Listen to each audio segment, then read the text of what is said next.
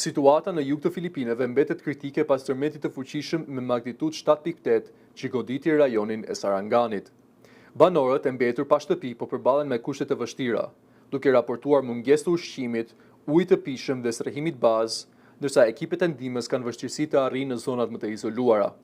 Shkatërrimet janë të mëdha, me rrëshqitje dheu që kanë bllokuar rrugë dhe kanë shembur shtëpi, duke lënë shumë komunitete të izoluara nga pjesa tjetër e vendit.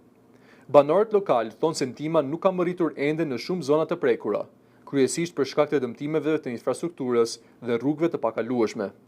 Operacionet e shpëtimit po vazhdojnë me mjete të rënda, ndërsa ekipet e emergjencës po përpiqen të hapin rrugët e bllokuara nga mbetjet dhe dheu.